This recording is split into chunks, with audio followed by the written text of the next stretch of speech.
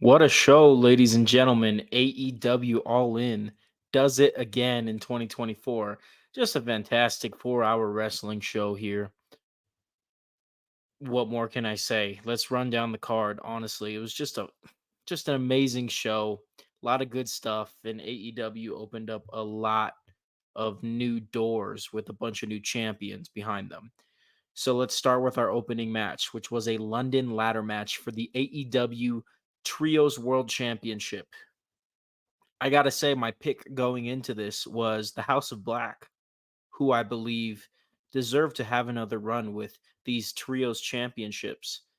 They snubbed Malachi Black earlier in the year for the TNT championship, and it seems like they're snubbing Malachi Black as well as the whole House of Black once again here. I'm not going to complain. I understand that having Pac, Claudio Castagnoli, and Wheeler Yuta get the win here, becoming new trios champions, was a good move. But I was really hoping for the House of Black to prevail here. I think they deserve it. They deserve another run. But nonetheless, we'll see what happens. I think Pac, Claudio, and Wheeler are more than capable of having a fantastic trios reign. So I'm gonna watch their title reign with optimism, even if this match didn't go the way that I personally think it should have went, right? It would have been a better idea, in my opinion. But I'm not complaining at all. This was still a fantastic show, including this match in particular, where a star was born. Mariah May defeats Timeless Tony Storm for the AEW Women's World Championship. The Owen Hart Foundation Women's Tournament winner is now the AEW World Champion, AEW Women's World Champion. And I gotta say, both of these women have worked hard at putting this story together for months and months. It was a red hot feud going into this pay per view, and the match definitely delivered, including that pile driver that Mariah May took on the steel steps from Timeless Tony Storm. That was a really awesome spot.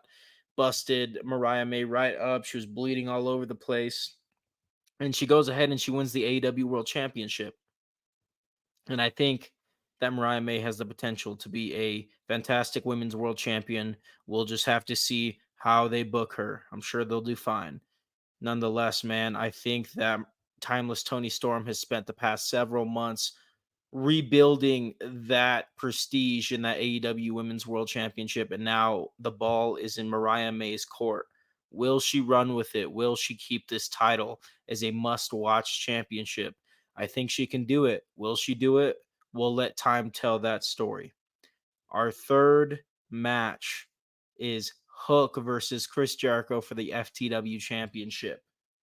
Now, this is a big moment for Hook as he's right here on the main card going for that FTW championship. Last year, he fought for the FTW championship on the 0 hour, and now he's on the main card, and he deserves it, man. He's put a lot of work in over the past few years, and he's come a long way. And he gets the victory against Chris Jericho and is the new FTW champion once again. That title is where it belongs on Hook, and we'll see what's in the future for Hook. I think Hook has been doing a good job. They went ahead and took a few months to create this story between Jericho and Hook, and now we're past that. And it had a good payoff at All In. I'm not saying that this was bad at all. I'm just saying Hook is new FTW champion, and I think the future is bright for him as he continues to grow. This next match was for the AEW World Tag Team Championship as the Young Bucks defended those titles against FTR and the Acclaimed. This was a fantastic match, man. You know, FTR is a generational tag team. The Young Bucks, say what you want about them. Hey, if you got haters, you're doing something right. And the Young Bucks definitely got haters. And I got a little bit of love for the Young Bucks. I'm not going to lie. I'm not exactly 100% happy with this AW World Tag Team Championship reign that they're currently on. I don't think it's amazing, but nonetheless, I'm still enjoying it for the most part. What I'm trying to say is the Young Bucks are also a generational talent. So you pair them with FTR and then you throw the Acclaimed in the mix, a young up and coming star-studded tag team. You put three amazing tag teams in this match for All In. for the tag team titles. It's an awesome match, and the Young Bucks squeak by and retain their championship. Hey, I didn't feel like this was a good time to change the titles anyways, so I would rather the Young Bucks retain these championships, right? And then when the time comes around for there to be a perfect title change, you do it then. And right now you just keep building the heat. I will say the Young Bucks have been involved in a lot of different stuff over the past couple months, such as Blood and Guts, such as Anarchy in the Arena. So they weren't exactly defending those titles as much as they should have been, but now they're in a position where they can defend those titles at least once a month.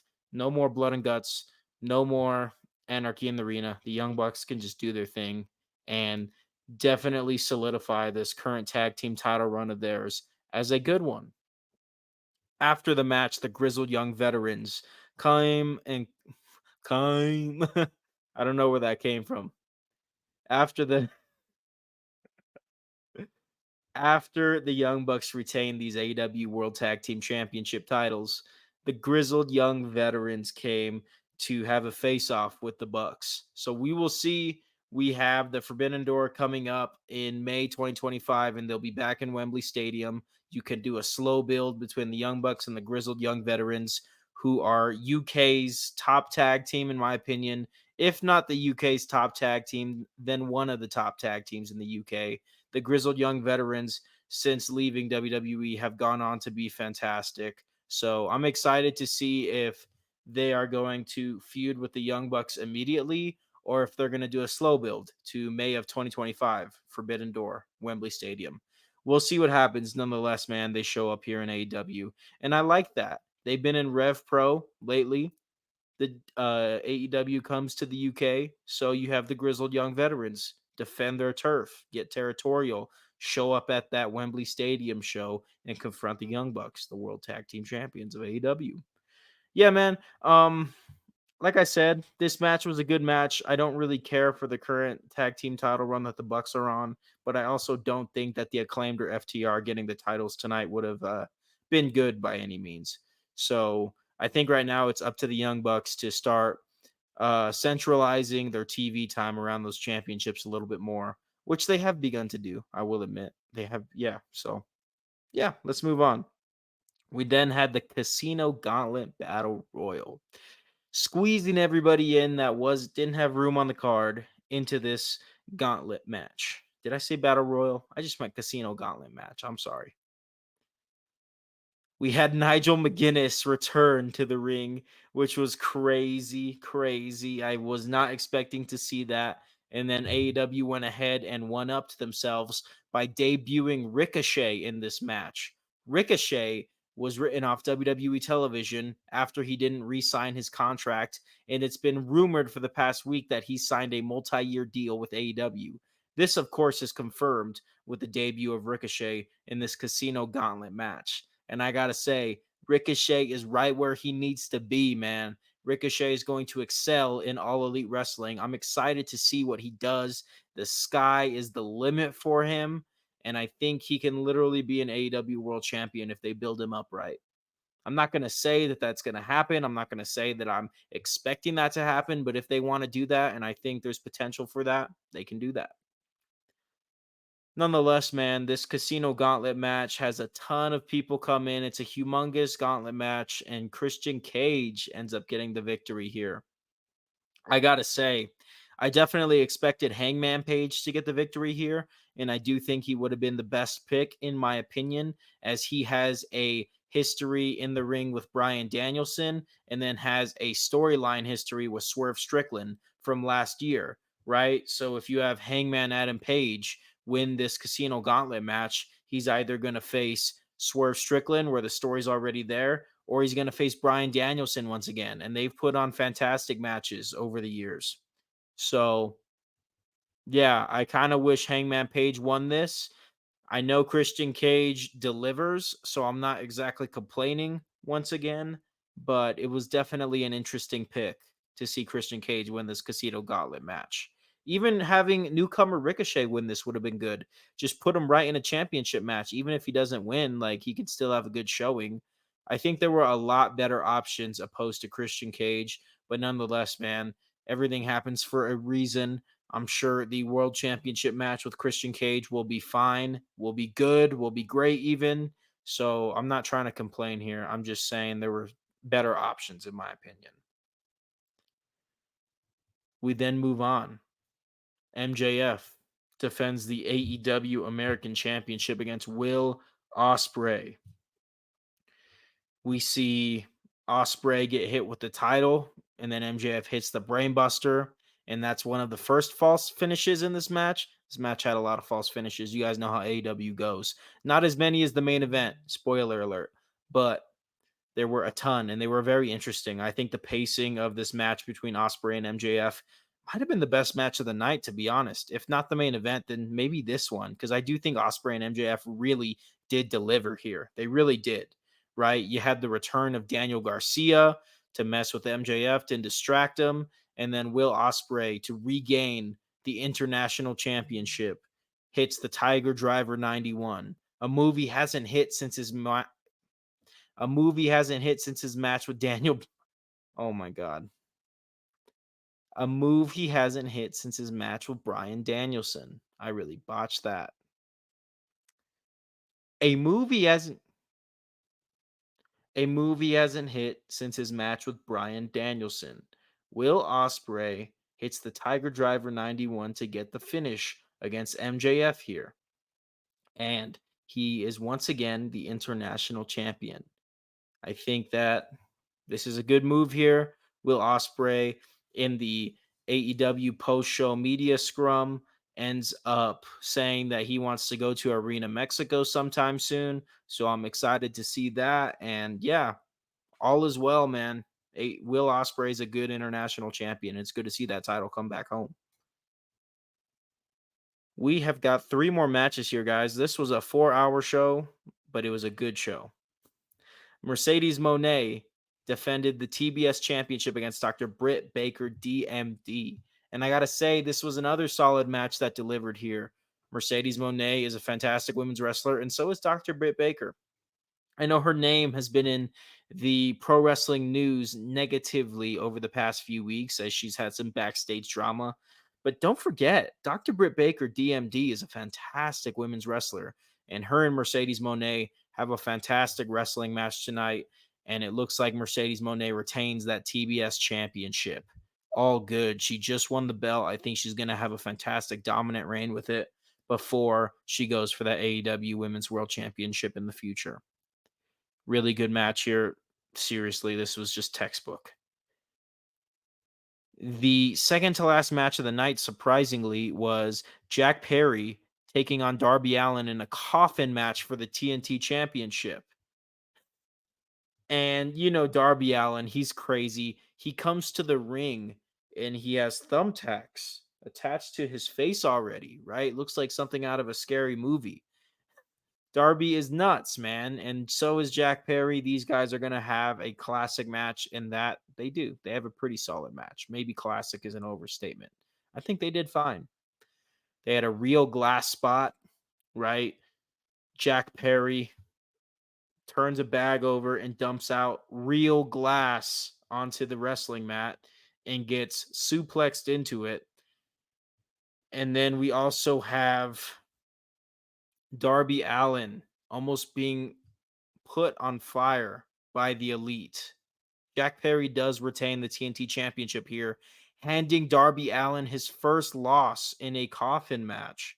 Very interesting stuff here. I definitely thought it was time for Darby Allin to have that TNT Championship again. I guess not. We're going all in on Jack Perry, who gets a huge win and a pretty decisive win. If you ask me, he won clean as a whistle here. Very interesting as Darby Allin seems to have been getting momentum over the past few months. Looks like that momentum goes right into Jack Perry. I will say that Jack Perry does need it more than Darby Allin at this point in his career.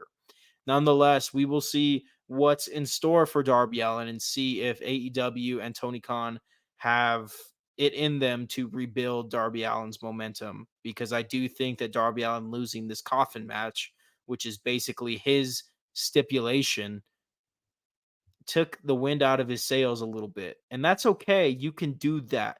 Let's just see what Jack Perry amounts to now that he has absorbed Darby's momentum. Nonetheless, man, just as the Elite are looking to light the coffin on fire with Darby Allin in it, we have the return of Sting. As Tony Schiavone would say, it's Sting. Okay, there you go. Um, Nonetheless, we got Sting saving Darby Allin. I don't think he's coming back to be in a match again. I think he's just having a little cameo here, having a little pop for the Wembley Stadium crowd.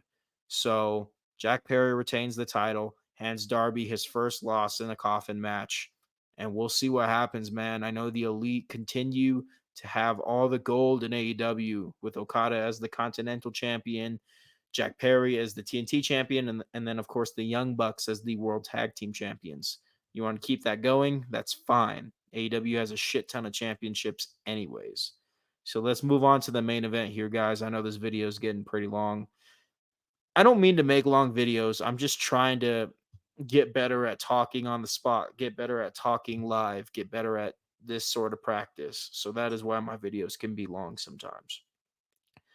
Let's get into the main event, man. Bryan Danielson versus Swerve Strickland, title versus career match for the AEW World Championship.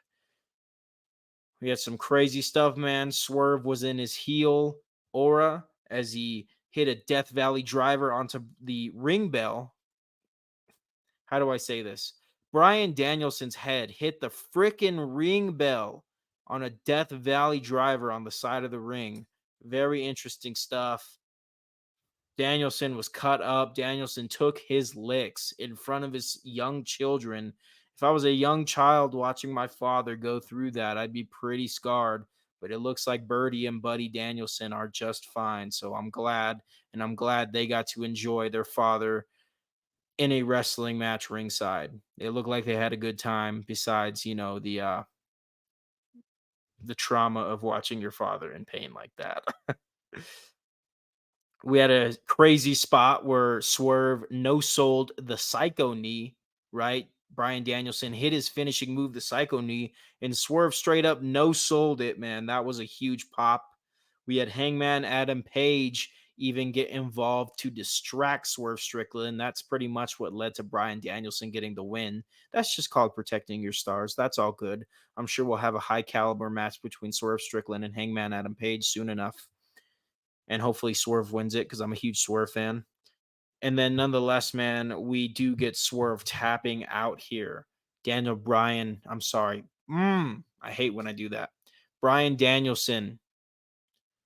Bryan Danielson defeats Swerve Strickland for the AEW World Championship. And that is how we close the show, man. We've got 4 title changes, 5 if you count the FTW Championship. We got uh, Bryan Danielson as the AEW World Champion. We've got Mariah May as the AEW Women's World Champion. We have got Will Ospreay as the International Champion once again. And now we have Pac and the Blackpool Combat Club as the World Trios Champions. So this was a fantastic show, guys. A lot of good in-ring wrestling, right? The Wembley Stadium crowd was going crazy for 4+ hours straight. A lot of fun to watch this, man. I had a great time. This show honestly made me fall in love with wrestling again. So, yeah, man, that is the summary and analysis of All In. And I'll see you guys very soon with the Wrestling is Bullshit report. So let's get after it, guys. We got another busy week of wrestling ahead of us. Go ahead and watch the report, and you'll see on the watch list that we have a lot of big shows next week.